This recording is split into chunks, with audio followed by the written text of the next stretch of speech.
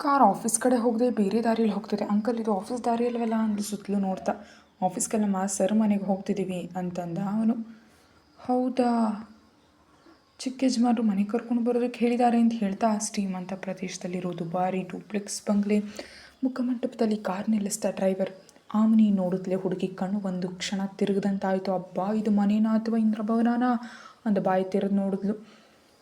ಆ ಬಾಸ್ಗೆ ಅಷ್ಟೊಂದು ಕೊಬ್ಬಿ ಹಾಕಿದೆ ಅಂತ ಈ ಹುಡುಗಿಗೆ ಅರ್ಥ ಆಯಿತು. ಬಲಿಷ್ಠ ಆಸಾಮಿ ಅಂದ್ಕೊಂಡಿದ್ಲು, ಆದರೆ ಇಷ್ಟೊಂದು ಭೀಕರವಾಗಿ ಶ್ರೀಮಂತನಾಗಿದ್ದಾನೆ ಅಂತ ಮಾತ್ರ ಊಹಿಸಿರಲಿಲ್ಲ. ಸರಿ ಬಿಡು, ಇಷ್ಟೊಂದು ಸಂಪಾದಿಸೋಕೆ ಅವ್ರಿಗೆ ಎಷ್ಟು ಕಷ್ಟಪಟ್ಟಿರಬಹುದು ಅನ್ನೋ ಮರುಕದ ಭಾವನೆ ಕೂಡ ನಮ್ಮ ದಯಾಮಯಿ ಲಹರಿಗೆ ಮೂಡ್ತು.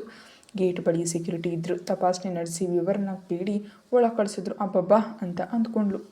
ವಿಶಾಲವಾದ ತೋಟ, ರಕರಕವಾದ ಹೂವಿನ ಗಿಡಗಳು, ಕಾಂಪೌಂಡ್ ಸುತ್ತಲೂ ದೊಡ್ಡ ದೊಡ್ಡ ಗಿಡಗಳೊಂದಿಗೆ ಹಸಿರು ಹಾಸಿದಂತೆ ತೋಟ ತುಂಬ ಆಹ್ಲಾದಕರವಾಗಿತ್ತು. ಪ್ರಕೃತಿ ಪ್ರೇಮಿಯಾದ ಲಹರಿಗೆ ನೋಡಿದ ತಕ್ಷಣ ಆ ತೋಟ ತುಂಬ ಇಷ್ಟ ಆಗೋಯ್ತು. ಕೆಲಸದವರು ಅಷ್ಟರಲ್ಲೇ ನೀರು ಹಾಕಿದ್ರು ಅನಿಸುತ್ತೆ. ಮಣ್ಣಿನ ಮಧುರವಾದ ಸುವಾಸನೆ ಬರ್ತಿತ್ತು. ಮನಸಾರೆ ಅಶುದ್ಧವಾದ ಗಾಳಿನ ಎದೆ ತುಂಬ ಉಸಿರಾಡ್ತಾ ನಿರಾಳವಾಗ್ತಾ. ಆಫೀಸ್ ಆದಲ್ಲಿ ಹವಾನಿಯಂತ್ರಕ ಕೋಣೆಯಲ್ಲಿ ಕುಳಿಬೇಕು, ಅದೇ ಇಲ್ಲಿ ಆದರೆ ಹೀಗೆ ನೆಲದ ಮೇಲೆ ಕೂತ್ಕೊಂಡಾದ್ರೂ ಯಾಕೆ ಕೆಲಸ ಮಾಡ್ಬೋದು ಅಂತೆಲ್ಲ ಹರಿ ಸಂಭ್ರಮ ಪಟ್ಲು. ಕಾರ್ ಇಳಿಯುತ್ತಲೇ ಒಬ್ಬ ಬಂದು, ನೀವು ಬರ್ತಿದ್ದಂತೆ ಒಳಗಡೆ ಕಾಯಲು ಯಜಮಾನರು ಹೇಳಿದಾರಮ್ಮ ಅಂದ. ಅನ್ನುತ್ತಾ ಒಳಗಡೆ ಹೋದ್ಲು ಲಹರಿ. ಯಾವಾಗಲೂ ಯಾರ ಮನೆಗೆ ಹೋದರೂ ಬಲಗಾಲಿಟ್ಟು ಒಳಗಡೆ ಹೋಗ್ಬೇಕಂತ ಅವಳ ತಂದೆ ಹೇಳಿರ್ತಾರೆ. ಅದೇ ಅಭ್ಯಾಸದಂತೆ ಬಲಗಾಲಿಟ್ಟು ಒಳಗಡೆ ಬಂದ್ಲು. ದೊಡ್ಡ ಹಾಲ್ ಮಧ್ಯದಲ್ಲಿ ಸೋಫಾ ಸೆಟ್, ಅದರ ಪಕ್ಕದಲ್ಲಿ ಉಯ್ಯಾಲೆ, ನೀಟಾಗಿ ಜೋಡಿಸಿಟ್ಟ ಅಲಂಕಾರಿಕ ವಸ್ತುಗಳು, ಒಪ್ಪುವ ಬಣ್ಣಗಳನ್ನ ಹಚ್ಚಿದ ಗೋಡೆಗಳನ್ನ ನೋಡ್ತಾ ಇಡೀ ಮನೆಯನ್ನು ಕಣ್ಣಾಡಿಸಿ ನೋಡಿದ್ಲು. ಮನೆಯಲ್ಲಿ ಯಾರೂ ಇಲ್ಲದ ಸದ್ದಿಲ್ಲದ ನಿಶ್ಶಬ್ದ ವಾತಾವರಣ.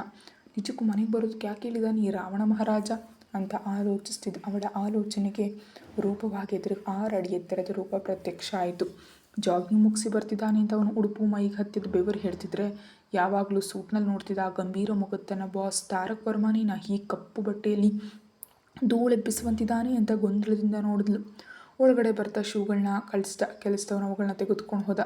ಕೈಲಿದ್ದ ಬೋಟಲಿ ಕೊನೆ ನೀರಿನ ಹನಿಗಳು ಸಹ ಕುಡಿದು ನ್ಯಾಪ್ಕಿನಿಂದ ಹಣಿಯನ್ನು ಒರೆಸ್ಕೊಳ್ತಾ ನೋಡಿ ತಾರಕ್ಗೆ ಪಿಕ್ ಮುಖ ಮಾಡ್ಕೊಂಡು ತನ್ನನ್ನೇ ನೋಡ್ತಿದ್ಲ ಹರಿ ಕಂಡ್ಲು.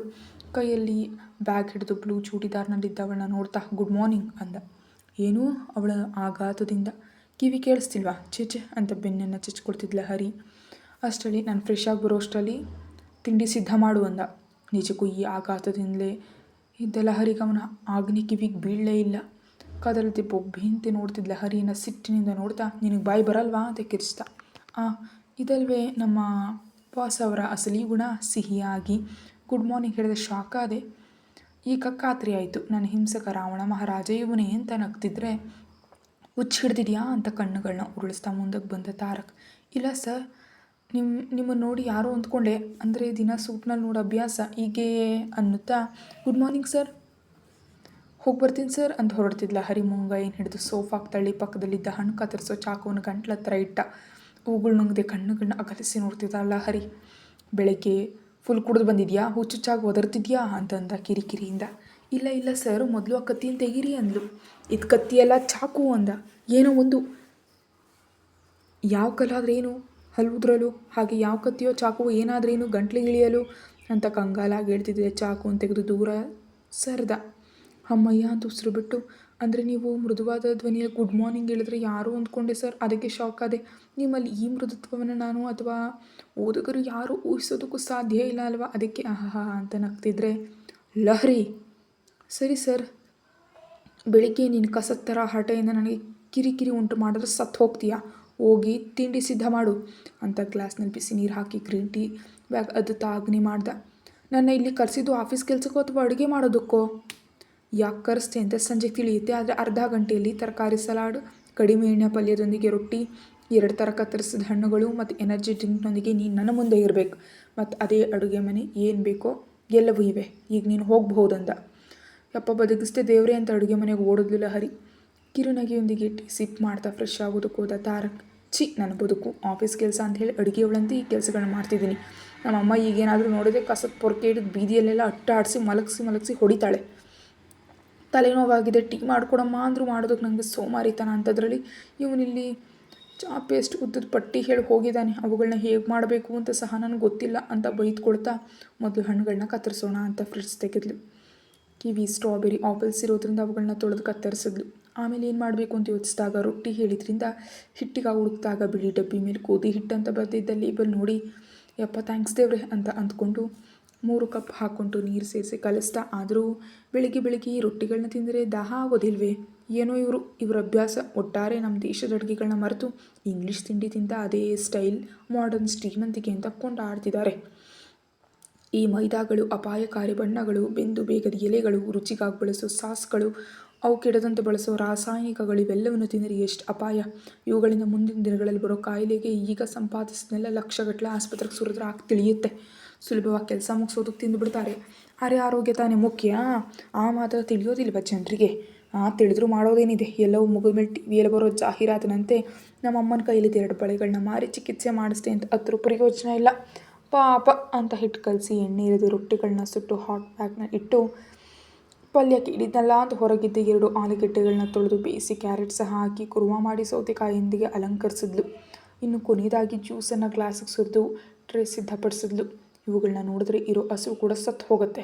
ಅದೇ ನಮ್ಮ ಮನೆಯಲ್ಲಾದರೆ ಬಿಸಿ ಬಿಸಿಯಾದ ಖಾರ ದೋಸೆ ಜೊತೆ ಕೊಬ್ಬರಿ ಚಟ್ನಿ ಅಥವಾ ಕೆಂಪು ಖಾರ, ಇಡ್ಲಿ ಆದರೆ ಸಾಂಬಾರು, ಇಲ್ಲದಿದ್ದರೆ ಖಾರದ ಪುಡಿ, ಅದೇ ರಾಗಿ ರೊಟ್ಟಿ ಆದರೆ ಶುಂಠಿ ಚಟ್ನಿ, ಉಪ್ಮಾ ಆದರೆ ಸಕ್ಕರೆ, ಟೊಮೆಟೊ ಚಟ್ನಿ, ಇವೇನೂ ಇಲ್ಲ ಅಂದರೆ ಹಳೆ ಅನ್ನದ ಜೊತೆ ಮಾವಿನಕಾಯಿ, ಉಪ್ಪಿನಕಾಯಿ. ಅಬ್ಬಾ, ನೆನೆಸ್ಕೊಂಡ್ರೇ ಬಾಯಲ್ಲಿ ನೀರು ಬರುತ್ತೆ ಅಂತ ಊಹೆ ಲೋಕದಲ್ಲಿ ತೇಲ್ತಿದ್ದ ಲಹರಿಯನ್ನು ನೋಡ್ದ. ರೆಡಿಯಾಗಿ ಕೆಳಗೆ ಬಂದ ತಾರಕ್ ಏನು ಮಾಡ್ತಿದ್ಯಾ ಅಂತ ಅರ್ಚಿದ. ಏನಿಲ್ಲ ಸರ್, ತಿಂಡಿ ಸಿದ್ಧ ಆಗಿದೆ ಸರ್ ಅಂದ್ಲು ನೇರವಾಗಿ ನಿಂತು. ಹಾಗಿದ್ರೆ ಬಡಿಸು ಅಂತ ಡೈನಿಂಗ್ ಟೇಬಲ್ ಬಳಿ ಕೂತು ಮಡಿನಲ್ಲಿ ನ್ಯಾಪ್ಕಿನ್ ಹಾಕೊಂಡು ಚಾಕು ಕತ್ತರಿಗಳನ್ನ ಹಿಡಿತಿದ್ದ ತಾರಕ್ನನ್ನು ನೋಡಿ, ಯಾರನ್ನೋ ಕೊಲೆ ಮಾಡೋದಕ್ಕೆ ಹೋಗುವಂತೆ ಈ ಸಾಮಗ್ರಿಗಳನ್ನ ಹಿಡ್ಕೊಳ್ಳೋದು ಯಾಕೆ? ಚೆನ್ನಾಗಿ ಕೈಯಿಂದ ತಿಂದೆ. ಆ ಇಂಗ್ಲೀಷ್ ದೇಶದವ್ರ ಶಿಸ್ತು ನಮ್ಮವ್ರಿಗೆ ಬಂದಿಲ್ಲ ಅಂದರೆ ಉಳಿದ ಬೇಡದ ಅಭ್ಯಾಸಗಳು ಮಾತ್ರ ಚೆನ್ನಾಗಿ ಬಂದಿದೆ ಅಂತ ಗುಣಕ್ತಾ ಹೋದ್ಲು. ಅತ್ತ ತಿರುಗಿ ಕೂತಿದ್ದ ತಾರಕ್ನ ಮುಂಭಾಗಕ್ಕೆ ಬಂದು ನೋಡಿದ್ಲು. ಹುಡುಗಿ ಕಣ್ಣುಗಳು ಅಲ್ಲೇ ನಿಂತು ಹೋದವು. ಕತ್ತರಿಸಿದ ಗಡ್ಡ, ಚೆನ್ನಾಗಿ ಬಾಚಿ ತಲೆಗೂದಲು, ತುಳುಗಳು ಕಾಣಿಸುವಂತ ಹಾಕಿದ ಅರ್ಧ ತೋಳಿನ ಕಾಲು ಟೀ ಶರ್ಟ್ ಮತ್ತು ಕ್ಯಾಶುವಲ್ ಪ್ಯಾಂಟ್ನಲ್ಲಿ ಹುಡುಗಿ ಕಣ್ಣಿಗೆ ಕ್ಯೂಟ್ ಕಂಡ. ಮೊದಲ ಬಾರಿ ಅವನ ಅಂದ ಮುದ್ದಾಗನ್ಸಿ ಟ್ರೇನಲ್ಲಿಟ್ಟು ನೀರು ತರೋದಕ್ಕೆ ಹೋಗ್ತಾ ಹಿಂದಕ್ಕೆ ತಿರುಗಿ ಬೆರಳುಗಳನ್ನ ಮುರಿದುಕೊಂಡ್ಳು. ನಿಜಕ್ಕೂ ತಾನೇ ಯಾಕಾಗಿ ಮಾಡಿದ್ಲು ಅಂತ ಅರ್ಥ ಆಗದೆ ತನ್ನಷ್ಟಕ್ಕೆ ತಾನೇ ನಕ್ಕೊಂಡ್ಳು ಲಹರಿ. ಏನದು ಶಬ್ದ ಅಂತ ಗಂಭೀರವಾಗಿ ಬಂದ ತಾರಕ್ ಧ್ವನಿಗೆ. ಏನಿಲ್ಲ ಸರ್ ಅಂತ ಉಗುರು ಬೆಚ್ಚಗೆ ನೀರನ್ನು ತಂದು ಗ್ಲಾಸ್ ತುಂಬಿಸಿ ಅವನ ಮುಂದೆ ಇಟ್ಲು. ಕೂತ್ಕೋ ಮತ್ತಿನ್ನು. ಯಾರು? ನಾನಾ? ಏನಿಲ್ದಿದ್ರೆ ನಾನಾ? ಆಹಾ, ನನಗಿಂಥ ಅಡುಗೆಗಳು ಗಂಟ್ಲಿಗೆ ಇಳಿಯೋದಿಲ್ಲ ಸರ್, ಮನೆಗೆ ಹೋದ್ಮೇಲೆ ತಿಂತೀನಿ, ನೀವು ಮುಗಿಸಿ ಅಂದ್ಲು. ನಾನು ಹೇಳಿದನ್ನು ಮಾತ್ರ ಮಾಡು, ತಲೆ ಸಿಡಿಯುವಂತ ಅರಿಸ್ದ ತಾರಕ್. ಆ ಸದ್ಯಕ್ಕೆ ಪಕ್ಕದಲ್ಲಿ ಕೂತು ರೊಟ್ಟಿ ಪಲ್ಯ ಬಡಿಸ್ಕೊಳ್ತಿದ್ರೆ ಹೇಯ್ ನಿಲ್ಲು ಅಂತ ಅರಿಸ್ದ. ಮತ್ತೇನಾಯಿತು ಅಂದ್ಲು. ಅಷ್ಟರಲ್ಲೇ ಸುಸ್ತಾಗಿದ್ದ ಲಹರಿ. ಏನಿದು ಬೆಳಗ್ಗೆ ಇಷ್ಟೊಂದು ಭಾರವಾದ ಆಹಾರ ತಿಂತಿದ್ಯಾ? ಅದು ಮಧ್ಯಾಹ್ನದ ಊಟಕ್ಕೆ. ಮಧ್ಯದ ಸಮಯ ವ್ಯರ್ಥ ಆಗಬಾರ್ದು ಅಂತ ಬೆಳಿಗ್ಗೆ ಅಡುಗೆ ಮಾಡೋದು ಕೇಳಿದೆ. ಈಗ ತಿನ್ನಬೇಕಿರೋದು ತರಕಾರಿ, ಸಲಾಡ್, ಜ್ಯೂಸ್, ಹಣ್ಣುಗಳು. ಮಧ್ಯಾಹ್ನಕ್ಕೆ ರೊಟ್ಟಿ ಪಲ್ಯ ತಿನ್ನಬೇಕು, ತಿಳಿದಿದೆಯಾ ಅಂದ. ಏನಿದು ಬೆಳಿಗ್ಗೆ ಈ ಎಲೆಗಳನ್ನ ತಿಂದು ಮಧ್ಯಾಹ್ನದವರೆಗೆ ಇರಬೇಕೆ? ಅದು ಹೇಗೆ ಸರ್? ಬೇಗ ಜೀರ್ಣ ಆಗಿ ಹಸುವಾಗುತ್ತಲ್ವಾ? ಹಾಗೆ ಡಯಟ್ ಮೇಂಟೈನ್ ಮಾಡ್ತಿದ್ರೆ ದಪ್ಪ ಆಗ್ತೀಯಾ? ವಾದ ಮಾಡಿದೆ ಇವುಗಳನ್ನ ತಿನ್ನು ಅಂತ ಅವನೇ ಪ್ಲೇಟ್ ತುಂಬಿಸಿ ಲಹರಿ ಮುಂದೆ ಇಟ್ಟ. ಹುಡುಗಿಗೆ ಕಣ್ಣು ತಿರುಗದಂತಾಯಿತು. ದೇವ್ರೇ, ಏನಿದು ನನಗೆ ಈ ಹಿಂಸೆ ಅಂತ ಬೇಸರದಿಂದ ಅದನ್ನೇ ತಿಂತ. ಸರ್, ನಿಮ್ಮ ಕುಟುಂಬದವರು ಯಾರೂ ಮನೆಯಲ್ಲಿಲ್ವೇ? ಒಬ್ಬರೇ ಇದ್ದೀರಿ ಅಂತ ಕೇಳಿದ್ಲು. ಅಮ್ಮ ಅಪ್ಪ ಟ್ರಿಪ್ಗೆ ಹೋಗಿದ್ದಾರೆ. ಓಹೋ, ಮತ್ತು ಅಕ್ಕ ತಂಗಿಯರು ಅಥವಾ ಅಣ್ಣ ತಮ್ಮಂದಿರು ಯಾರೂ ಇಲ್ವಾ? ತೀಕ್ಷ್ಣವಾಗಿ ನೋಡ್ದ ತಾರಕ್. ಬಾಯಿ ಮೇಲೆ ಬೆರಳಿಟ್ಕೊಂಡು ಸುಮ್ಮನೆ ತಿಂದ್ಲು. ಅಮ್ಮ ಅಪ್ಪನಿಗೆ ನಾನು ಒಬ್ಬನೇ ಮಗ. ಇನ್ನು ನನ್ನ ಅಜ್ಜ ಅಜ್ಜಿ ಲಂಡನ್ನಲ್ಲಿರ್ತಾರೆ. ಹಾಗೆ ಎಲ್ಲರನ್ನೂ ಪ್ರವಾಸ ಕಳಿಸಿ ನನ್ನನ್ನು ಯಾಕೆ ಹೀಗೆ ಹಿಂಸಿಸ್ತಿದ್ದೀರಿ ಸರ್ ಅಂತ ಮೆಲ್ಲ ಗುಣಗದ್ಲು. ನಿನಗೆ ಕೊಬ್ಬು ಸ್ವಲ್ಪ ಜಾಸ್ತಿ ಅಲ್ವಾ? ಹಾಗಾಗಿ ಪ್ರಾಜೆಕ್ಟ್ ಮುಗಿದ ಮೇಲೆ ನಿನಗೆ ವಿಶೇಷ ಪ್ರವಾಸದ ಪ್ಲ್ಯಾನ್ ಮಾಡಿದ್ದೀನಿ ಅಂದ. ನಿಜವಾ? ಹೊಳೆಯೋ ಕಣ್ಣುಗಳಿಂದ ಕೇಳಿದ್ಲು. ನೇರವಾಗಿ ನೋಡ್ದ. ಹೊಡಿತಾನೋ ಏನೋ ಅಂತ ಮಾತಾಡಿದೆ ಸುಮ್ಮನೆ ತಿಂದ್ಲು. ತಾರಕ್ ತಿಂದು ಇಳಿದ್ಲು. ಪ್ಲೇಟ್ಗಳನ್ನ ತೆಗೆದು ಸಿಂಕ್ನಲ್ಲಿ ಹಾಕಿ ಸ್ವಚ್ಛಗೊಳಿಸಿ ಹೊರಗೆ ಬಂದಳು. ಅಷ್ಟರಲ್ಲಿ ಹಾಲ್ನಲ್ಲಿ ಲ್ಯಾಪ್ಟಾಪ್ ಹಿಡಿದು ಕೂತಿದ್ದ. ಅವನ ಮುಂದೆ ನಿಂತು ಬ್ಯಾಗ್ನಿಂದ ತನ್ನ ಲ್ಯಾಪ್ಟಾಪ್ ತೆಗೆದು ಇಲ್ಲಿ ಕೂತು ಕೆಲಸ ಮಾಡಬೇಕು ಅಂತ ತಿಳಿದೆ. ಹಾಗೆ ನಿಂತಿದ್ದ ಲಹರಿಯನ್ನು ನೋಡಿ, ನನ್ನ ಮುಖದ ಮೇಲೆ ಏನಾದರೂ ನಾಟಕ ನಡೀತಿದೆಯೇ? ಕೂತು ಲಾಗಿನ್ ಆಗು ಅಂತ ಗದರಿಸಿದ್ದಕ್ಕೆ ಅವನಿಗೆ ಎದುರಾಗಿ ಕೂತು ಕೆಲಸ ಪ್ರಾರಂಭಿಸಿದ್ಲು. ಮಧ್ಯಾಹ್ನದವರೆಗೆ ತಲೆ ಎತ್ತದೆ ಇಬ್ಬರು ಕೆಲಸದಲ್ಲಿ ಮುಳುಗಿ ಹೋದರು. ಕುತ್ತಿಗೆ ಒಂದು ಮಟ್ಟಕ್ಕೆ ಸಿಕ್ಕಾಕೊಂಡು ಕಾಣಿಸ್ಕೊಂಡು ಕುತ್ತಿಗೆನ ಮೇಲಕ್ಕೆ ಎತ್ತೋದಕ್ಕಾಗಲಿಲ್ಲ ಲಹರಿಗೆ. ಸ್ವಲ್ಪ ಹೊತ್ತು ಹಾಗೆ ತೋಟದಲ್ಲಿ ತಿರುಗಾಡಿ ಬಾ, ಸಣ್ಣ ಬ್ರೇಕ್ ಆದಮೇಲೆ ಬರುವೆ ಅಂತ ಹೇಳಿ ತನ್ನ ಕೋಣೆಗೆ ಹೊರಟೋದ ತಾರಕ್. ದೇವರೇ ಬದುಕಿಸ್ದ ಮಹಾನುಭಾವ. ಅಡುಗೆ ಮಾಡಿಕೊಟ್ಟಿದ್ದಕ್ಕಾದ್ರೆ ಕೃತಜ್ಞತೆ ಇಲ್ಲದೆ ಇಷ್ಟೊಂದು ಹೊತ್ತು ನನ್ನ ಕೈಯಲ್ಲಿ ಕೆಲಸ ಮಾಡಿಸ್ತಾನಲ್ಲ. ಅದೇ ಆಫೀಸ್ ಆದ್ರಲ್ಲಿ ಇವತ್ತಿಗೆ 3 ಕಾಫಿ 2 ಪ್ಲೇಟ್ ಸಮೋಸ ಹೊಟ್ಟೆಗೆ ಹೋಗಿರ್ತಿತ್ತು ಅಂತ ತಾರಕ್ ನನ್ನ ಬೈದ್ಕೊಡ್ತಾ ನೀರು ಕುಡಿದು ತೋಟಕ್ಕೆ ಹೋದ್ಲು. ತಣ್ಣನೆ ಗಾಳಿ ಬೀಸ್ತಿದ್ರೆ ಬೆಂಚ್ ಮೇಲೆ ಕೂತಿದ್ದ ಹರಿ ನಮ್ಮ ಇಲ್ಲಿನ ಕಿಟಕಿಯಿಂದ ನೋಡ್ತಿದ್ದ. ಫೋನಲ್ಲಿ ಮಾತಾಡ್ತಿದ್ದ ತಾರಕ್. ಗಿಡಗಳನ್ನ ವೀಕ್ಷಿಸ್ತಾ ಅವುಗಳ ಹೂವಿನ ಸುವಾಸನೆ ನೋಡ್ತಾ ಕಿರುನೆಗೆ ಬೀರ್ತಿದ್ದ ಲಹರಿ ಮೇಲೆ ಅವನ ದೃಷ್ಟಿ ನೆಟ್ಟಿತ್ತು. ಸಣ್ಣ ಬ್ರೇಕ್ ಆದ್ಮೇಲೆ ಒಳಗಡೆ ಬಂದ ಲಹರಿಗೆ ಅಡುಗೆ ಮನೆಯಲ್ಲಿ ತಾರಕ್ ಕಾಣಿಸಿ ಅಚ್ಚರಿಯಾಯಿತು.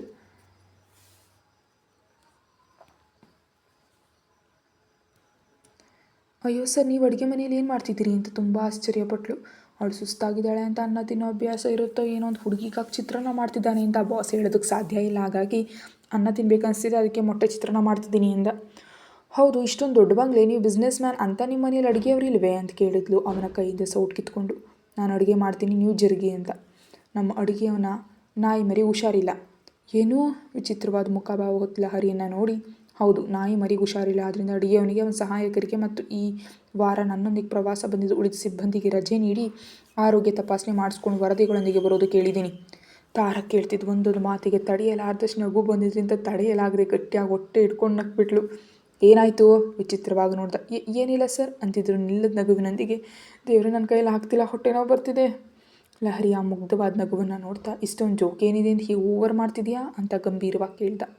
ಇಲ್ಲಿದ್ರೆ ಮತ್ತೇನು ಸರ್, ಅಡುಗೆಯವನು ಮನೆ ನಾಯಿ ಮರಿ ಹುಷಾರಿಲ್ಲ ಅಂತ ನಿಮ್ಮ ಮನೆ ಇಡೀ ಸಿಬ್ಬಂದಿಗೆ ರಜೆ ನೀಡಿದ್ದೀನಿ ಅಂತ ಹೇಳ್ತಿದ್ರೆ ನಗು ಬರೋದಿಲ್ವೇ?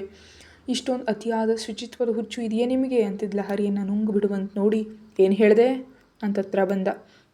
ತಲೆ ಮೇಲೆ ಕೈ ಇಟ್ಕೊಂಡು, ಅಯ್ಯೋ ನಾನೇನು ಅನ್ನಲಿಲ್ಲ ಸ್ವಾಮಿ, ನಿಮ್ಮ ಅಡುಗೆಯವನು ನಾಯಿ ಮರಿ, ಹೇಗಾದರೂ ಹೋಗಲಿ, ನನಗಂತೂ ತುಂಬಾ ಹಸುವಾಗ್ತದೆ, ನೀವು ಹೋಗಿ 10 ನಿಮಿಷದಲ್ಲಿ ತರ್ತೀನಿ ಅಂತ ಹೇಳಿದ್ಲು. ಹೊರಟೋದ ತಾರಕ್. ದೇವರೇ, ಇಂಥ ಮನುಷ್ಯ ಇವನು, ಹೀಗೂ ಇರ್ತಾರ, ಉಫ್, ಇವನನ್ನು ಮದುವೆ ಆಗೋ ಹುಡುಗಿ ಯಾವ ಪಾಪ ಮಾಡಿದಾಳೋ ಏನೋ ಅಂತ ಅಂದ್ಕೊಂಡು ಮೊಟ್ಟೆಗಳೆಲ್ಲಿವೆ ಅಂತ ಹುಡುಕಿದ್ಲು. ಸಂಜೆ ಆಫೀಸ್ ಮುಗಿಯೋ ಸಮಯದವರೆಗೆ ಕೆಲಸ ಆಯಿತು. ಲ್ಯಾಪ್ಟಾಪ್ ಕ್ಲೋಸ್ ಮಾಡಿ ಬ್ಯಾಗ್ನಲ್ಲಿ ಇಟ್ಕೊಳ್ತಿದ್ಲ ಹರಿ. ಕಾರ್ ತೆಗೆದುಕೊಂಡು ತಾರಕ್ನನ್ನು ನೋಡ್ತಾ, ಈಗ ಇವ್ನು ನನ್ನನ್ನು ಡ್ರಾಪ್ ಮಾಡ್ತಾನೆ ಏನು ಅಂತ ಅನುಮಾನ ಬಂತು. ಸರ್, ನಿಮಗಾಗಿ ಬೆಳಿಗ್ಗೆ ಮಾಡಿದ ಅಡುಗೆಗಳಿವೆ, ಬಿಸಿ ಮಾಡ್ಕೊಂಡು ತಿಂದುಬಿಡಿ ಅಂದ್ಲು. ಅದನ್ನು ನನಗೆ ಗೊತ್ತು, ನೀನು ಹೇಳಬೇಕಾಗಿಲ್ಲ ಅಂದ. ಉಫ್ ಅಂದ್ಕೊಳ್ತಾ, ಹಾಗಾದರೆ ನಾನು ಹೋಗಲೇ ಅಂದ್ಲು. ಇರ್ತೀನಿ ಅಂದರೆ ನನಗೇನು ತೊಂದರೆ ಇಲ್ಲ. ತಾರಕ್ನ ಆಳವಾದ ನೋಟಕ್ಕೆದರಿ, ಅಬ್ಬಾ ನನಗೇನು ಅಷ್ಟೊಂದು ಆಸೆ ಇಲ್ಲ ಅಂತ ಓಡಿದ್ಲು. ಎಲ್ಲಿಗೆ ಅಂದ. ನಮ್ಮ ಮನೆಗೆ ನಾನು ಡ್ರಾಪ್ ಮಾಡ್ತೀನಿ. ನೀವಾ ಬಾಯಿ ತೆರೆದ್ಲು ಹುಡುಗಿ. ಯಾಕೆ, ನಿನಗಾಗಿ ಅಂಬಾನಿ ಬರಬೇಕಿತ್ತಾ ಅಂತ ಸಿಟ್ಟಿನಿಂದ ಕೇಳ್ದ. ಹೆಲಿಕಾಪ್ಟರ್ನಲ್ಲಿ ಅಂಬಾನಿ ಬರ್ತಿದ್ರು, ಆನೆ ಅಂಬಾರಿ ಮೇಲೆ ನನಗಾಗಿ ಬರೋ ರಾಜ್ಕುಮಾರ ಯಾರೋ ಒಬ್ಬರು ಇರ್ತಾರಲ್ಲ, ಅವರೇ ಬರ್ತಾರೆ ಅಂದ್ಲು ನಗ್ತಾ. ಅಂದರೆ ಪ್ರಿನ್ಸ್? ಹಾಂ, ಅವನೇ ವೀರ, ನನ್ನ ರಾಜಕುಮಾರ. ತಾರಕ್ ಮುಖದಲ್ಲಿ ಬಣ್ಣಗಳು ಬದಲಾಗೋದನ್ನು ಗಮನಿಸಿ, ನಿಮ್ಗೆ ಯಾಕೆ ಸರ್ ಶ್ರಮ, ನಾನು ಕ್ಯಾಬ್ನಲ್ಲಿ ಹೊರಡ್ತೀನಿ ಅಂತ ಹೇಳ್ತಿದ್ಲ ಹರಿ. ರೆಕ್ಕೆ ಹಿಡಿದು ಮುಂಭಾಗ ಸೀಟಿಗೆ ತಳ್ಳಿ ಸ್ಟೀರಿಂಗ್ ಹಿಡ್ಕೊಂಡ ತಾರಕ್. ಅಪರಿಚಿತ ಸಿನಿಮಾದಲ್ಲಿ ವಿಕ್ರಮ್ ಕೂಡ ಇಷ್ಟೊಂದು ಬದಲಾವಣೆಗಳು ತೋರಿಸಿಲ್ಲ. ಕ್ಷಣಕ್ಕೊಂದು ಮುಖ ಪರಿಚಯಿಸ್ತಿದ್ದ, ನೀ ರಾವಣ ಮಹಾರಾಜ ಅಂದ್ಕೊಳ್ತಿದ್ಲ ಹರಿ. ಕಾರ್ ತಿರ್ಗೋದನ್ನು ಗಮನಿಸಲಿಲ್ಲ. ಒಮ್ಮೆಲೆ ಬಂದು ಒಂದು ತಾರಕ್ ಮಡಿಲಲ್ಲಿ ಕೂತ್ಕೊಂಡ್ಳು. ಮೆತ್ತನೆಯ ಹೂವಿನ ಚೆಂಡಿನಂತೆ ಮಡಿಲಲ್ಲಿ ಬಿದ್ದ ಲಹರಿಯನ್ನು ನೋಡಿ ಸಿಟ್ಟಿಗೆದ್ದ CEO, ಸರ್, ನಿನ್ನ ಕನಿಷ್ಠ ಜ್ಞಾನ ಇಲ್ವಾ ಸೀಟ್ ಬೆಲ್ಟ್ ಹಾಕ್ಕೊಳ್ಬೇಕು ಅಂತ ರೇಗ್ದ. ಅದೇ ಇದ್ದಿದ್ರೆ ಹೀಗೆ ನಿಮ್ಮಿಂದ ಸಹಸ್ರನಾಮ ಓದಿಸ್ಕೊಳ್ತಿದ್ನೇ ಅಂತ ಮನಸ್ಸಲ್ಲಿ ಅಂದ್ಕೊಂಡು, ಬೆಲ್ಟ್ ಹಾಕೊಳ್ಳೋಷ್ಟು ನೀವು ಕಾರ್ ತಿರುಗಿಸಿದ್ರಿ ಸರ್, ಕ್ಷಮಿಸಿ ನಿಮ್ಗೆ ತೊಂದರೆ ಕೊಟ್ಟಿದ್ದಕ್ಕೆ ಅಂತ ಜ್ವಾಲಾಮುಖಿ ಅಂತ ಮಡಿಲಿನಿಂದ ಜರುಗಿ ತನ್ನ ಸೀಟ್ನಲ್ಲಿ ಕೂತ್ಕೊಂಡ್ಳು. ಬೆಲ್ಟ್ ಧರಿಸಿ ವಿಚಿತ್ರವಾಗಿ ನೋಡಿ ಸೀದಾ ಮುಕ್ತನ್ನು ಡ್ರೈವ್ ಮಾಡ್ತಿದ್ರೆ, ಅಂಧಗಾರನಾದರೆ ಸಾಕ, ಒಂದು ಸಣ್ಣಗೂ ಕೂಡ ಇಲ್ಲ, ಹ್ಯಾಂಡ್ಸಮ್ ಆಗಿರೋ ಈ ಮುಖಕ್ಕೆ ಕಳೆನೇ ಇಲ್ಲ ಅಂತ ಅನ್ಕೊತಿದ್ಲು. ಸರ್, ಡ್ರೈವರ್ನನ್ನು ಬಿಟ್ಟು ನೀವೇ ಡ್ರಾಪ್ ಮಾಡ್ತೀನಿ ಅಂದ್ರಿ? ನಿನ್ನ ಮುಖಕ್ಕೆ ಕಾರ್ ಡ್ರೈವರ್ ಕೊಡೋಷ್ಟು ಅರ್ಹತೆ ಇಲ್ಲ ಬಿಡು, ನನಗೆ ಆ ಕಡೆ ಸ್ವಲ್ಪ ಕೆಲಸ ಇದೆ, ಹೋಗ್ತಾನೆ, ನೀನು ಬಿಟ್ಟರೆ ಪೆಟ್ರೋಲ್ ಖರ್ಚು ಕಡಿಮೆ ಆಗುತ್ತೆ ಅಂದ. ಅವನ ವ್ಯಂಗ್ಯ ತನ್ನ ಆತ್ಮಾಭಿಮಾನವನ್ನು ಕಣ್ಮರೆ ಮಾಡಿ ಹೆಸರ ತರಿಸಿದ್ರಿಂದ, ಕಾರ್ ಕಳಿಸಿ ಅಂತ ನಾನು ನಿಮ್ಮನ್ನು ಕೇಳಲಿಲ್ಲ, ನಿಮ್ಮಷ್ಟಕ್ಕೆ ನೀವೇ ಬಿಡ್ತೀನಿ ಎಂದಿದ್ದಕ್ಕೆ ಬಂದೆ ಸರ್, ಮತ್ತಷ್ಟೊಂದು ಗತಿಯಿಲ್ಲ ಸ್ಥಿತಿಯಲ್ಲಂತೂ ನಾವಿಲ್ಲ ಅಂತ ಕಣ್ಣಲ್ಲಿ ತುಂಬಿದ ನೀರನ್ನು ಒಳಗೆ ಅದುಮ್ಕೊಂಡು ಮುಖ ತಿರುಗಿಸ್ಕೊಂಡ್ಳು. ತಾರಕ್ಕೆ ಏನೂ ಮಾತಾಡಲಿಲ್ಲ. ನಿಲ್ಲಿಸಿ ಅಂದ್ಲು. ಮನೆ ಮುಂಭಾಗದಲ್ಲೇ ಬಿಡ್ತೀನಿ ಅಂದ. ಬೇಡ ಥ್ಯಾಂಕ್ಸ್, ಇಲ್ಲಿವರೆಗೆ ಕರ್ಕೊಂಡು ಬಂದಿದ್ದೆ ನನಗೆ ಹೆಚ್ಚು ಅಂತ ನಿಂತು ಕಾರಿನ ಡೋರ್ ತೆಗಿತಾ, ಬೆಳಗ್ಗೆ ನಾನು ಸ್ಕೂಟಿಯಲ್ಲೇ ಬಂದುಬಿಡ್ತೀನಿ ಸರ್, ನೀವು ಕಾರ್ ಕಳಿಸ್ಬೇಡಿ ಅಂತ ಹೇಳಿದು. ಹೌದು, ನಮ್ಮ ಮನೆ ನಿಮಗೆ ಗೊತ್ತು ಅಂದ್ಲು. ಮೊನ್ನೆ ಮಳೆಯಲ್ಲಿ ನೆನೀತಾ ನೀನೇ ಹೇಳಿದ್ದಿಲ್ಲ ಇಲ್ಲೇ ಮನೆ ಅಂತ ಕಾರ್ ತಿರುಗಿಸಿ, ಸರಿಯಾಗಿ 9 ಗಂಟೆಗೆ ಆಫೀಸ್ನಲ್ಲಿ ಇರಬೇಕು ನೀನು ಅಂತ ವೇಗವಾಗಿ ಕಾರ್ ಓಡಿಸ್ತಾ. ಒಳ್ಳೆಯವನು ಅಂತ ಮುಳುಗೋಗುವ ಸಮಯ ಇರೋದಕ್ಕೆ ಬಿಡಲ್ಲ ರಾವಣ ಅಂತ ನಿರೂಪಿಸ್ತಾನೆ ಅಂತ ಬೈದ್ಕೊಳತ್ ಹೋಗ್ತಿದ್ಲ ಹರಿಯನ್ನು ನೋಡಿದ ಕಾಲೋನಿ ಹುಡುಗಿ ಒಬ್ಬಳು, ಏನಿಲ್ಲ ಹರಿ, ಕಾರ್ನಲ್ಲಿ ಡ್ರಾಪ್ ಮಾಡೋಷ್ಟು ದೊಡ್ಡ ಕೆಲಸ ನಿಮ್ಮದು ಅಂತ ವ್ಯಂಗ್ಯವಾಗಿ ಕೇಳಿದ್ಲು. ಯಾಕೆ, ನಿನ್ನ ಕೆಲಸ ಅಷ್ಟೊಂದು ದೊಡ್ಡದಲ್ವೇ? ಭ್ರಮರಾಂಬಿಕಾ ದೇವಿ, ಸಣ್ಣ ವಯಸ್ಸಿನಿಂದ ನನ್ನ ಜೊತೆ ಓದಿನಿಂದ ಹಿಡಿದು ಕಾಲೇಜ್ವರೆಗೂ ಪ್ರತಿಯೊಂದರಲ್ಲೂ ಸ್ಪರ್ಧೆ ಮಾಡಿ ಕೆಲಸ ಗಿಟ್ಟಿಸ್ಕೊಂಡೆ ಅಲ್ವಾ, ಈಗ ಆಟೋದಲ್ಲಿ ಹೋಗ್ತಿದ್ಯಲ್ಲ ಅಂತ ರಿವರ್ಸ್ ಕೌಂಟರ್ ಕೊಟ್ಲು. ಹಾಂ, ನಿನ್ನಂತೆ ನನ್ನ ಮಗಳಿಗೆ ಗಡಿಸ್ತಾನ ಇಲ್ಲಮ್ಮ, ಅವ್ರು ಕಾರ್ನಲ್ಲಿ ಬಿಡ್ತೀನಿ ಅಂದರು, ಬೇಡ ಅಂತ ಹೇಳಿದ್ಲು. ಎಲ್ರಿಗೂ ನಿನ್ನ ಹಾಗೆ ಬುದ್ಧಿವಂತಿಕೆ ಇರಲ್ಲ. ಮೊನ್ನೆವರೆಗೆ ಆ ರೋಹಿತ್ ಕಂಪ್ನಿಯಲ್ಲಿ ಕೆಲಸ ಮಾಡ್ತಾ ಮದುವೆವರೆಗೆ ತಂದು ಅವನಿಗಿಂತ ದೊಡ್ಡ ಕಂಪ್ನಿಯಲ್ಲಿ ಕೆಲಸ ಬಂದಿದೆ ಅಂತ ಬಿಟ್ಬಿಟ್ಟು ಕಾರ್ನಲ್ಲಿ ಬೇರೆಯವ್ರ ಜೊತೆ ತಿರ್ಗೋದು, ಕೇಳಿದ್ರೆ ವಾತ್ಸೋದು ನಿನಗೆ ಸಲ್ಲತ್ತೆ, ನಮ್ಗೆ ಯಾಕೆ ಅದೆಲ್ಲ ಅಂತ ಹೊರಟೋದ್ರು. ಎಷ್ಟೊಂದು ಹೊಟ್ಟೆ ಕಿಚ್ಚಿನಿಂದಿದ್ದಾರೆ ಕೆಲವು ಜನ. ಈಕೆ ಮಗಳಿಗೆ ನನಗಿಂತ ಮುಂಚೆ ಕೆಲಸ ಸಿಕ್ಕಿದೆ ಅಂತ ಇಡೀ ಕಾಲೋನಿಗೆ ಸ್ವೀಟ್ ಸಂಚಿ ಹಂಗಾಮ ಮಾಡಿದ್ಲು. ಮಗಳಿಗೆ ಕೆಲಸ ಇಷ್ಟ ಆಗದೆ ಅವ್ರು ತೆಗೆದು ಹಾಕಿದ್ರೆ ಗೌರವ ಹೋಗುತ್ತೆ ಅಂತ ಲಂಚ ಕೊಟ್ಟು ಕೆಲಸದ ಅನುಭವದ ನಕಲಿ ಪೇಪರ್ಸ್ ಇಟ್ಕೊಂಡು ಇನ್ನೊಂದು ಕೆಲಸಕ್ಕೆ ಸೇರಿಸಿದ್ಲು. 20 ದಿನಗಳಿಂದ ಅವಳಿಗಿಂತ ನನ್ನ ಕೆಲಸ ಸಂಬಳ ಹೆಚ್ಚು ಅಂತ ಕುಹಕ ಆಡ್ತಾ ತಮ್ಮ ಬುದ್ಧಿ ತೋರಿಸಿದ್ದಾರೆ. ಛೀ, ಎಂದಿಗೂ ಬದ್ದಾಗಲ್ಲ ಈ ಥರದ ಮನುಷ್ಯರು ಅಂತ ಒಳಗಡೆ ಹೋದ್ಲು. ಲಹರಿಯನ್ನು ನೋಡುತ್ತಲೇ ಎದುರು ಬಂದು ನಿರ್ಮಲ, ನಿಜಕ್ಕೂ ಏನದು ಕೆಲಸ, ಊಟ ಕೂಡ ಮಾಡದೆ ಹೋದಿಯಲ್ಲ ಅಂದ್ಲು. ಅಮ್ಮ, ಸಂಬಳ ಕೊಡ್ತಿದ್ದಾರೆ, ಕೆಲಸ ಕೂಡ ಹಾಗೇ ಇರುತ್ತೆ, ತಪ್ಪಲ್ಲ, ತಲೆ ಸಿಡ್ದು ಹೋಗ್ತದೆ, ಕಾಫಿ ಕೊಡು ಅಂತ ಬ್ಯಾಗನ್ನು ದಿವಾನ್ ಮೇಲೆ ಹಾಕಿ ಜುಟ್ಟನ್ನು ಕಟ್ಟಿ ಟಿ ವಿ ಆನ್ ಮಾಡಿ ಮೆಲೋಡಿ ಹಾಡುಗಳನ್ನ ಇಟ್ಕೊಂಡ್ಳು. ಈ ನಡುವೆ ಕಲ್ಯಾಣ್ ಕೂಡ ಬಂದಿದ್ದರಿಂದ ಎಲ್ಲರ ಜೊತೆಯಾಗಿ ಟೀ ಕುಡಿದ್ರು. ಆ ರಾತ್ರಿ ಮೇಲ್ಚಾವಣಿ ಮೇಲೆ ಊಟದ ಏರ್ಪಾಡು ಮಾಡ್ಕೊಂಡು ಎಲ್ಲರೂ ಒಟ್ಟಾಗಿ ತಿಂತ ಆ ದಿನ ಯಾರ್ಯಾರು ಏನೇನು ಮಾಡಿದ್ರು ಅಂತ ಮಾತಾಡ್ಕೊಳ್ತಾ ಜೋಕ್ಸ್ ಹಾಕ್ತಾ ತಿಂದರು. ನಿರ್ಮಲಾ ಅವ್ರ ತಟ್ಟೆಗಳನ್ನ ತೆಗೆದುಕೊಂಡು ಕೆಳಗೆ ಹೋದರೆ ಕಲ್ಯಾಣ್ ತನ್ನ ಸ್ನೇಹಿತ ಫೋನ್ ಮಾಡಿದ್ದಕ್ಕೆ ಹೋದ. ಮಂಚದ ಮೇಲೆ ವಿಶ್ರಾಂತಿ ತೆಗೆದುಕೊಳ್ತಿದ್ದ. ಅವರ ಅಪ್ಪನ ಬಳಿ ಓದ್ತಾ, ಅಪ್ಪ ನಿಮ್ಮೊಂದು ವಿಷಯ ಹೇಳಬೇಕು ಅಂದ್ಲು. ಏನಮ್ಮ ತಾಯಿ ಅಂದರು ಪಕ್ಕ ಕೊರಕೊಳ್ತಾ. ಈ ದಿನ ನಾನು ಹೋಗಿದ್ದು ಆಫೀಸ್ಗೆಲ್ಲ ನಮ್ಮ ಬಾಸ್ ಮನೆಗೆ ಹೇಳಿದ್ಲು. ಅದೇನು ಅಲ್ಲಿಗೆ ಯಾಕೋದೆ ಅಂತ ಕೇಳಿದ್ರು. ನಡೆದದೆಲ್ಲ ಹೇಳಿ, ಅವರೊಬ್ಬ ವಿಚಿತ್ರ ಮನುಷ್ಯಪ್ಪ, ಕೆಲ್ಸಕ್ಕೆ ಬಿದ್ದರೆ ರಾಕ್ಷಸ, ಆರೋಗ್ಯದ ವಿಷಯದಲ್ಲಿ ಯಮ, ಎಲ್ಲರೂ ಪ್ರವಾಸಕ್ಕೆ ಹೋಗಿದ್ದಾರೆ, ಟೀಮ್ ಲೀಡ್ ಆದ ನನ್ನನ್ನು ಮಾತ್ರ ಕಳಿಸ್ಲಿಲ್ಲ, ಅದರಲ್ಲೂ ಮನೆ ಕರೆಸಿ ಕೆಲಸ ಮಾಡಿಸ್ತಿದ್ದಾರೆ ಅಂತ. ಅಷ್ಟೇ ಅಲ್ಲ, ಅವ್ರ ಪೇರೆಂಟ್ಸ್ ಮನೆಯಲ್ಲಿಲ್ಲ, ಕೆಲಸದವ್ರ ವಿಷಯ ಕೂಡ ಹೇಳಿ ನಾನೇ ಅಡುಗೆ ಕೂಡ ಮಾಡಿದೆ ಅಪ್ಪ ಅಂದ್ಲು. ಇವೆಲ್ಲವನ್ನು ನಾನು ಕೇಳಿಲ್ವಲ್ಲಮ್ಮ ಅಂದರು ಅವ್ರ ಮಗಳ ಕಡೆ ಕಿರುನಗೆಯಿಂದ ತುಂಬ ಹೆಮ್ಮೆಯಿಂದ ನೋಡ್ತಾ. ನೀವು ಕೇಳಿದಿರೋದು ನನ್ನ ಮೇಲೆ ನಿಮಗಿರೋ ನಂಬಿಕೆ ಅಪ್ಪ, ಆದರೆ ಹೋಗೋವರೆಗೆ ನಂಗೆ ತಿಳಿಲಿಲ್ಲ, ಇಲ್ಲದಿದ್ದರೆ ಹೇಳೇ ಹೋಗ್ತಿದ್ದೆ. ಅವ್ರ ಕೆಲಸದವ್ರಿಗೆ ರಾಕ್ಷಸ ಆದರೆ ನನ್ನ ಜೊತೆ ಸಣ್ಣದಾಗ ಕೂಡ ಕೆಟ್ಟದಾಗ ನೋಡ್ಕೊಳ್ಳಲ್ಲ, ನೋಡಲು ಹೋದರೆ ಹಾಗೆ ಅಂಟಿನ ವೇಷ ಹಾಕೋ ಸಾಲಿಗೆ ಸೇರಿದ ಆ ಸ್ವಾಮಿಯಲ್ಲ ಅಂತ ನಕ್ಕದ್ಲು. ಹುಡುಗಿಯಾಗಿ ನೀನು ನಂಬಿದ್ಯಾ, ಅವಳ ಬಳಿ ಸುರಕ್ಷಿತವಾಗಿರ್ತೀನಿ ಅಂತ ಹೇಳ್ತಿದ್ಯಾ ಅಂದರೆ ನಾನು ಹೆದರಬೇಕಾದ ಅಗತ್ಯ ಇಲ್ಲ ತಾಯಿ, ಕೆಲಸ ಅಂದಮೇಲೆ ಇಂಥವೆಲ್ಲ ಸಹಜ. ಆದರೆ ನಿಮ್ಮ ಅಮ್ಮನಿಗೆ ಹೇಳಬೇಡ, ಬೈತಾಳೆ ಅಂತ ಹೇಳ್ತಿದ್ರೆ ನಗ್ತಾ, ಅಮ್ಮನಿಗೆ ನೀವು ಹೆದರ್ತಿಲ್ವೇ ಅಂದ್ಲು. ಹೆಂಡತಿ ಗಂಡನಿಗೆ ಹೆಂಡತಿ ಪ್ರೀತಿಸಿದಂತೆ ಒಬ್ಬರ ಮಾತಿಗೆ ಒಬ್ಬರು ಗೌರವ ಕೊಡಬೇಕು, ಹೆದರಬೇಕು ಕೂಡ, ಅದೇ ನಮ್ಮ ಬಂಧನ. ಮಂಚದ ಕೋಳಿ ಮೇಲೆ ತಲೆ ಇಟ್ಕೊಂಡು ತಂದೆಯೊಂದಿಗೆ ಹರಟೆ ಹೊಡಿತಿದ್ದ ಲಹರಿಯನ್ನು ನೋಡ್ತಿದ್ದ ತಾರಕ್. ಕ್ರೇಜಿ ಗರ್ಲ್ ಅಂದ್ಕೊಂಡು ಕಾರ್ ಸ್ಟಾರ್ಟ್ ಮಾಡ್ದ. ಆ ದಿನ ಶುಕ್ರವಾರ ಬೆಳಿಗ್ಗೆ ಎದ್ದು ತಲೆ ಸ್ನಾನ ಮಾಡಿದ ಲಹರಿಗೆ ಲಂಗಾದವನು ಉಡಿಸೋವರೆಗೂ ಬಿಡಲಿಲ್ಲ ನಿರ್ಮಲ. ತಗೊಂಡು ದಿನದಿಂದ ಹಾಗೆ ಬೀರುವಿನಲ್ಲಿ ಕೊಳಿತಿದೆ, ಯಾವಾಗ ಉಡ್ತೀಯಾ ಅಂತ ಗದರಿಸಿ ಚೆನ್ನಾಗಿ ರೆಡಿ ಮಾಡಿದ್ಲು. ತಲೆಗೆ ಟವಲ್ ಸುತ್ತಿದ ಹಾಗೆ ಹೊರಗೆ ತುಳಸಿ ಕಟ್ಟೆ ಸುತ್ತಲೂ ತಿರುಗಿ ಪೂಜೆ ಮಾಡಿ ದೀಪ ಹಚ್ಚಿ ಮನೆಯಲ್ಲಿ ಪೂಜೆ ಮುಗಿಸಿ ಆಫೀಸಿಗೆ ರೆಡಿ ಆದ್ಲು. ಅದರಲ್ಲೂ ತಾರಕ್ ಹಾಗೂ ತನಗೆ ಸೇರಿಸಿ ತಿಂಡಿ ಮಧ್ಯಾಹ್ನದ ಊಟ ಮನೆಯಲ್ಲೇ ಮಾಡಿ ಕ್ಯಾರಿಯರ್ ಕಟ್ಕೊಂಡು ಸ್ಕೂಟಿ ಸ್ಟಾರ್ಟ್ ಮಾಡಿದ್ಲು. ಆಫೀಸ್ನಲ್ಲಿ ಸ್ನೇಹಿತರಿಗಾಗಿರ್ಬೋದು ಅಂದ್ಕೊಂಡು ನಿರ್ಮಲ ವಿಷಯ ತಿಳಿದ ಅವರಪ್ಪ ಅವ್ರನ್ನ ನಕ್ಕೊಂಡ್ರು. ದಾರಿಯಲ್ಲಿ ಅಮ್ಮನವ್ರ ದೇವಸ್ಥಾನಕ್ಕೆ ಹೋಗಿ ಬರುವಂತ ಪದೇ ಪದೇ ಹೇಳಿ ತಾಯಿ ಮಾತಿಗೆ ಹೋದ ಲಹರಿಗೆ ಎದುರಾದರೂ ರೋಹಿತ್ ಮತ್ತು ಅವನ ತಾಯಿ ನಳಿನಿ. ಕೆಂಪು ಬಣ್ಣದ ಮೇಲೆ ಪಿಂಕ್ ಎಂಬ್ರಾಯ್ಡರಿ ಹೂಗಳಿರೋ ಲಂಗಾಧಾವಣಿಯ ಲಹರಿಯನ್ನು ನೋಡಿದ್ಲು ರೋಹಿತ್ನಲ್ಲಿ ಅಂತ ಅಂದ. ಹತ್ರಕ್ಕೆ ಬಂದು ಮಿಸ್ ಆಯ್ತಲ್ಲ ಅನ್ನೋ ಆವೇಶ ಮೂಡಿತು. ದರ್ಶನ ಮುಗಿಸಿ ಬಂದ ಲಹರಿ ಅವ್ರನ್ನ ನೋಡದಂತೆ ಹೋಗ್ತಿದ್ರೆ, ನಿಲ್ಲು, ಅದು ದೇವಸ್ಥಾನ ಅಂತ ಜನ ಇದ್ದಾರಿಂದ ಸುತ್ತಲೂ ನೋಡ್ತಿದ್ದ ಲಹರಿ ಅವಳೊಂದಿಗೆ ವಾದಕ್ಕೆ ಇಳಿಯೋದು ಇಷ್ಟ ಇಲ್ಲದೆ ಮುಂದಕ್ಕೆ ಹೋಗ್ತಿದ್ರೆ, ಎಂಥ ಕಿಲಾಡಿ ನೀನು, ನನ್ನ ಮಗನೊಂದಿಗೆ ನಿಶ್ಚಿತಾರ್ಥ ಬಂದು ಬೇರೆಯವನ್ನ ಸಿಗುವಷ್ಟರಲ್ಲೇ ಮಾತು ಬದಲಿಸ್ತೀಯಾ, ಜಾಣೆ ನೀನು. ನಳಿನಿ ದೇವಿ ಅವರೇ ಮಾತುಗಳ ಮರ್ಯಾದೆಯಿಂದ ಬರಲಿ, ದೇವಸ್ಥಾನ, ಸುಳ್ಳು ಹೇಳಬೇಡಿ. ದೇವರಿಗಾಗಲ್ದೆ ಸುತ್ತಮುತ್ತಲಿನ ಜನರಿಗೆ ತಾವು ದೇವಸ್ಥಾನಕ್ಕೆ ಹೋಗ್ತೀವಿ ಅಂತ ತೋರಿಸ್ಕೊಳ್ಳೋದಕ್ಕೆ ಬರೋ ಗುಂಪು ಕೆಲವರು ನಳಿನಿ ಮಾತುಗಳನ್ನ ಕೇಳಿ ಮೈ ತುಂಬ ಇರೋ ಚಿನ್ನದ ಒಡವೆ ದುಬಾರಿ ಪಟ್ಟು ಸೀರೆ ನೋಡಿ ಏನಾಯ್ತಮ್ಮ ಅಂತ ಹತ್ರ ಬಂದರು. ಅಲ್ಲಿಂದ ಹೋಗೋದು ಕೊಟ್ಟ ಲಹರಿ ಕೈ ಹಿಡ್ಕೊಂಡ ರೋಹಿತ್. ಕಂಪನ ಕೋಪ ಮಿತಿ ಮೀರ್ತಿದ್ರೆ ದೇವಸ್ಥಾನ ಅಂತ ಅಲ್ಲಿವರೆಗೂ ತಡ್ಕೊಂಡು ಲಹರಿ ತಾಳ್ಮೆ ಮಿತಿ ದಾಟಿದಿಂದ ರೋಹನ್ ಕೆನ್ನೆಗೆ ಬಾರಿಸಿ, ನನ್ನ ಮುಟ್ಟಿದ್ರೆ ಸಾಯಿಸ್ಬಿಡ್ತೀನಿ, ನನ್ನ ಮುಟ್ಟಿದ್ರೆ ಕರಳು ಸೀಳ್ತೀನಿ ಅಂತ ಅಪ್ಪಟ ರುದ್ರಕಾಳಿ ಅಂತ ವಿರುದ್ಧವಾಗಿ ನಿಂತಳು. ನನ್ನ ಮಗನ ಹೊಡಿತೀಯಾ ಅಂತ ಕೈ ಎತ್ತಿದ ನಳಿನಿ ದೇವಿ ಕೈ ಹಿಡಿದು ಮೇಲಕ್ಕೆ ಬರ್ತಿದ್ರೆ ನೋಡ್ತಾ ಕೂತ್ಕೊಳ್ತಾಳ. ನೂಕೆ ಬಿಟ್ಲು. ನಮ್ಮಮ್ಮನ್ನ ನೂಕ್ತೀಯ ನೀ ಬ್ಲಡಿ. ರೋಹಿತ್ ಬಾಯಿಂದ ಮಾತು ಬರೋ ಮುನ್ನವೇ ಅವನ ಗಂಟಲು ಸುತ್ತಲೂ ಬಿಗಿಯಾಯಿತು ಬಲವಾಗಿರೋ ಕೈಯೊಂದು. ನರಗಳು ಉಬ್ಬು ಕಾಣಿಸ್ತಿರೋ ಕೈ ಯಾರ್ದು ಅಂತ ಪಕ್ಕಕ್ಕೆ ನೋಡಿದ್ಲ ಹರಿ ಕಣ್ಣು ಮುಂದೆ ಇದ್ದಾನೆ ರಾಜಕುಮಾರನನ್ನೇ ಮೀರಿಸುವಂತೆ ತಾರಕ್ ವರ್ಮಾ. ಅವನ ರೂಪ ನೋಡಿದ್ಲ ಹರಿ ಕಣ್ಣು ಅರಳಿತು.